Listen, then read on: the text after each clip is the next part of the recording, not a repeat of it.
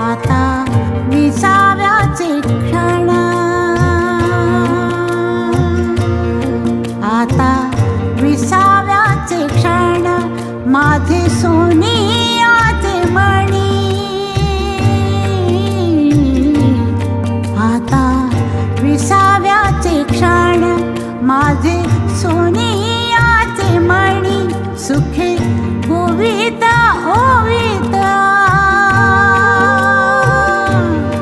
सुखे गोवित ओवित, त्याची ओढतो स्मरणी.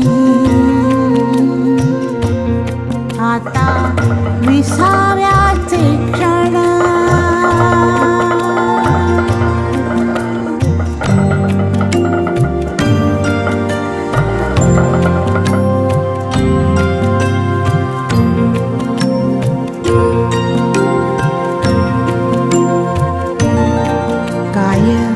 सांगावे नवल दूर राणीची पाखरे. काय सांगावे नवल दूर राणीची पाखरे. ओल्या अंगणी नाचता, ओल्या अंगणी नाचता, होती माझीच नात रे.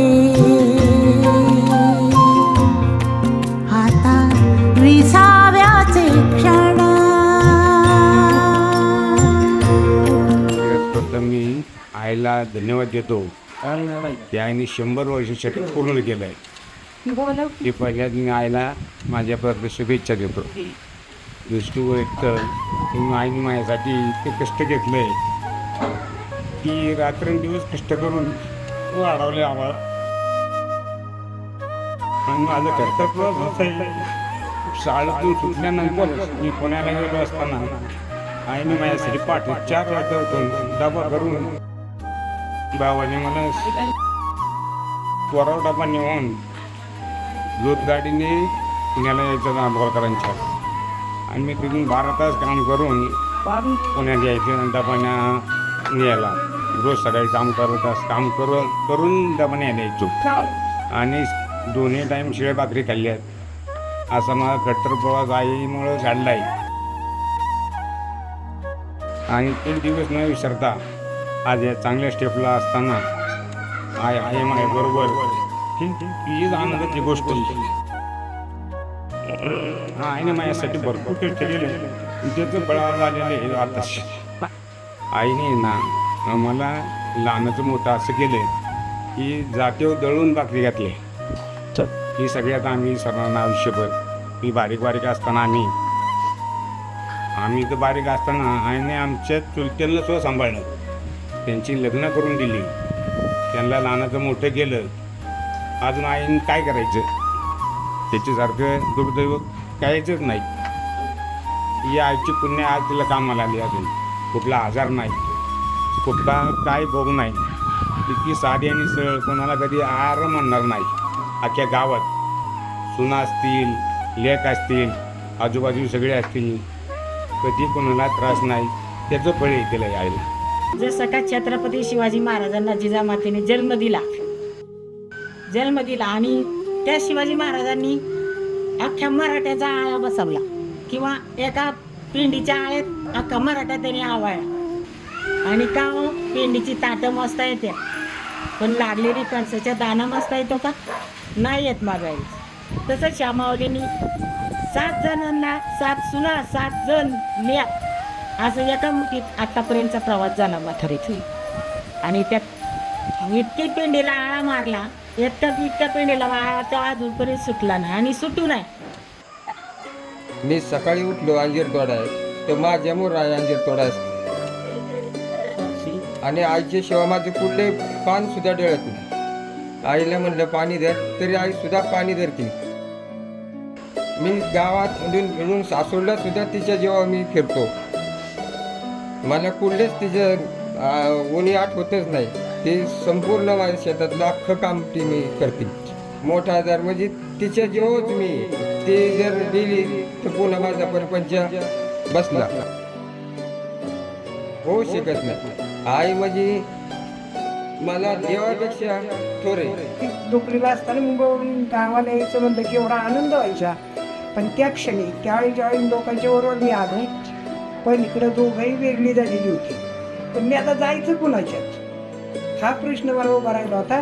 म्हणून मी एका झाडाखाली घरापासून काम थांबलो आणि याच नानीने मला येऊन तिथून रडत रडत घरी आणलं आणि म्हणजे माझ्याकडेच राहा, तिकडं जाऊ नको तुझ्या आईकडे.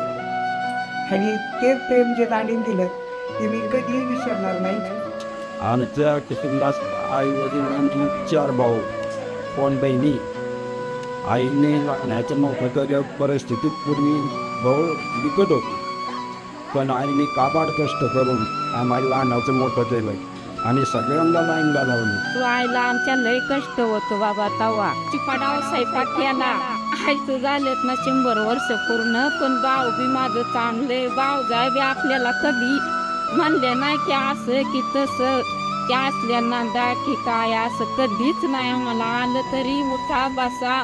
आईने माहेराला यायचं म्हणल्यावर लक्ष द्यायचं. ही आली बाया यायची कधी कावा काय, सारखी लक्ष देणार. माय पोरगी यायची माहेराला. एक छोटासा रोपटा लावला आणि त्या छोट्याशा रोपटाचं आज विशाल असा वृक्ष उभा त्या माऊलीने केला. कधीही कुठल्याही बाबतीत काही जरी झालं तर ती कधीही कोणावरती रागवली नाही. प्रेमाने येऊन ती प्रत्येकाला तिने जवळच केलं. 1972 साली जो दुष्काळ पडला त्या दुष्काळामध्ये माझे वडील आणि आई रोजगार हमीच्या कामावरती जाऊन हाताने खडी फोडून आज त्या आमच्या 4 मुलांचा मुलींचा तिने सांभाळ केला.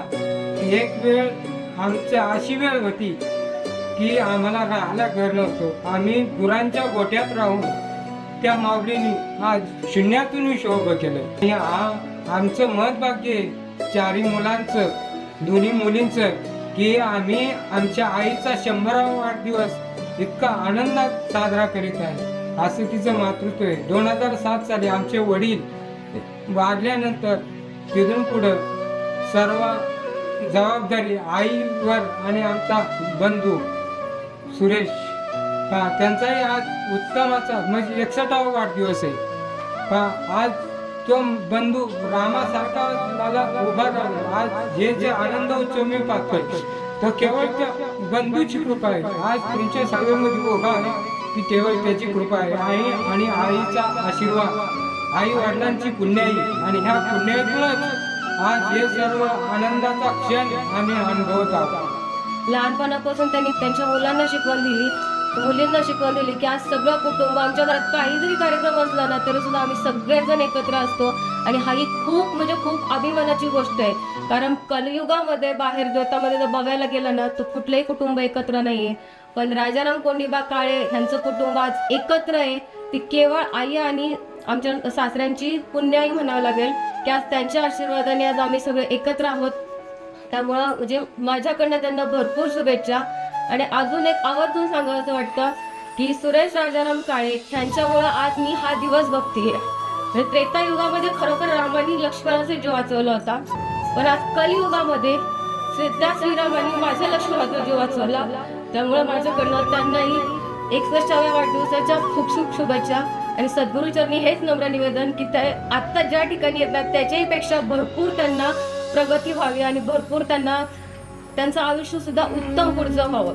पोटासाठी तरी रोज हिंडते पाऊल, कान घेते क्षण क्षण पिठाची चाहूल.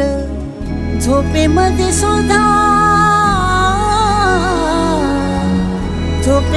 सुद्धा मन जागे जागे राही. कानी येते हाक जेव्हा आई आई आई आई आई आई आई आई आई आई आई.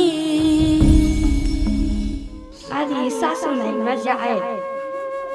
सासू सासरे राहिली तर देवाला वरला देव नंद माझ्याने दिवा लावला आणि झाडांनी बेदा वाहून.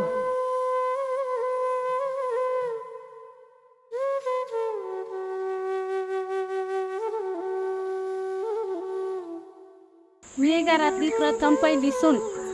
माझ्या लग्नाला आता 42 वर्ष झाली, परंतु सासू म्हणून नाही पण आई म्हणून त्यांनी माझा सांभाळ केला. आनंद वाटतंय की उलट इतके आयुष्यभर एवढं आयुष्य कुणाला द्यावं म्हणजे हीच आहे ना. आणि त्या आहेत म्हणून आम्ही आहे, हे आमचं खूप मोठं दैवत आहे. आम्ही त्यांच्याच घरात राहतो. आमचं इथं मोठं प्रॉपर्टी म्हणजे ही आमची सासू, आमची ही आईच आहे. माहेरी आजी नव्हती, पण सासरी आल्यानंतर मला आजी भेटली. आजी आहे म्हणून आम्हाला इथं आल्यानंतर घर भरल्यासारखं वाटतं. आजीसारखी माया कोणच लावू शकत नाही. आजी आई, वडिलांना पण आधार देणारी आजी. शेतात सकाळची उठणार, टोपलं घेणार, अंजीर तोडायला जाणार. वडिलांना सगळ्यात जास्त आधार दिला तो माझ्या आजीने. खरं तर आजी म्हणजे आमची मायेचा सागरच आहे. कारण तिच्याबद्दल बोलणं म्हणजे आमच्या एकदम हृदयातूनच पाझर फुटण्यासारखं आहे. मी तिची सगळ्यात मोठी लाडकी नाचन. सगळं तिचा जेव्हापासून माझं लग्न झालं तेव्हापासून मी तिचा संपूर्ण प्रवास पाहिला आहे. संपूर्ण ती आमच्या आजीबरोबर म्हणजे दरुबाई ही तिचे जाव, पण त्या कधीही त्यांच्याबरोबर कधीच भांडल्या नाही. आणि ज्यावेळी सुखात्या किसात्या आमच्या आत्या यायच्या त्यावेळी त्या आजीच्या पुढं झोपायला जायच्या. त्या म्हणायच्या नाही नाही आम्ही इथं नाही, आमच्या आईपाशी नाही, आम्हाला नानीपाशी स्वतःला जायचं. आजोबाईंचं पण आजोबाई एका जागेवर बसलेले होते तर तिने इतकी सेवा केली त्यांची की कोणाला सांगता पण नाही. त्यांच्या सुना पण अपुऱ्या पडतील एवढी सेवा तिने केली. जर एखादं तिच्या अगोदरचं जर माणूस वारलं ना तर ती सगळ्यांना सांगते की अरे मी तिला लग्न करून आणले, पण तिच्यात कसलाही असा दुस्वास नाही, कोणाविषयी वाईट बोलणे हा तिचा हे नाही. आणि राग जरी आला ना क्षणापुरताच, अगदी क्षणिक, पण नंतर ना लगेच हाक मारणार, अगं काय करते तू, मला हे दे, मला ते दे, असं बोलणारी आमची आजी. आणि लाडाने आम्हाला जवळ घेणारी आमची आजी. कधी आम्ही आलो तेव्हा आम्हाला कधी उन्हे भानगड कधीच नाही. चिया करणार, जेवायला देणार, करण्यात आणि मुंगच लावणार. आपल्या पंखाखाली असा अख्खा परिवार कसा सामावून घ्यायचा तो आजीकडून शिकावा. अशी आमच्या आत्या की रानात जर गेलं तर ते आमच्या पुढंच काम करणार. नाणी आमची म्हणजे आजसुद्धा वावरात आमच्या आधीच असते. शतकपूर्तीच्या माझ्या आजीला लाख लाख शुभेच्छा. मी देवाकडे एवढीच प्रार्थना करेन की माझ्यासारखी आजी देव सर्वांना देव. आमच्या सासूबाईंनी चांगलं सांभाळलं, मला चांगलं सांभाळून घेतलं. लहानपणापासून जेव्हापासून समजायला लागलं तेव्हापासून आजीला नेहमी शेतातच राबताना पाहिलं. 100व्या वाढदिवसाच्या हार्दिक शुभेच्छा. असंच आयुष्य तुला भरभरून लाभो.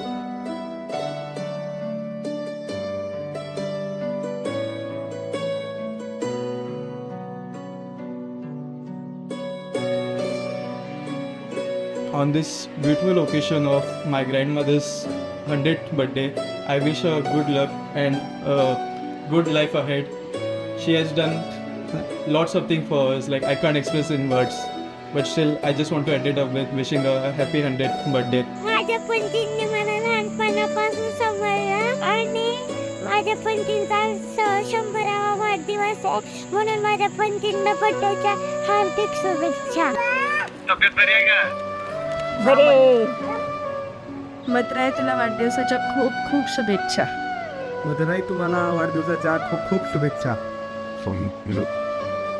तुझं आज एवढं वय असूनही तू आज शेतात काम करते, पण मी आजारी येऊन बसली आहे घरात. तू आज एवढी खंबीर उभी होतेस म्हणूनसाठी पप्पा एवढ्या मोठ्या आजारातून बाहेर पडले. अख्ख्या कुटुंबाला तू सांभाळून ठेवलेलं आहेस.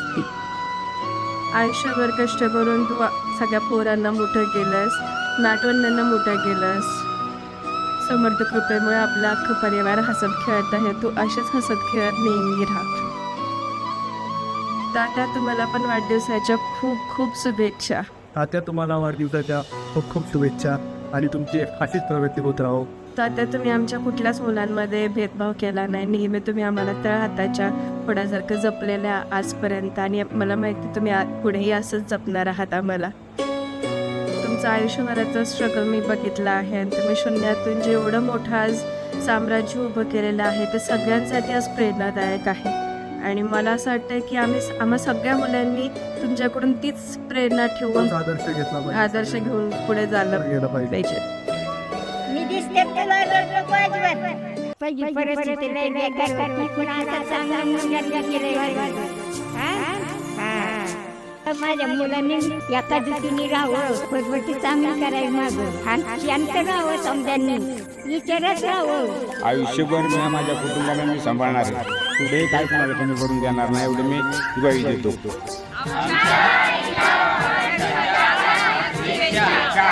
माझी मायेचा सागर दिला तिने जीवनाकार आई माझी मायेचा सागर दिला तिने जीवनाकार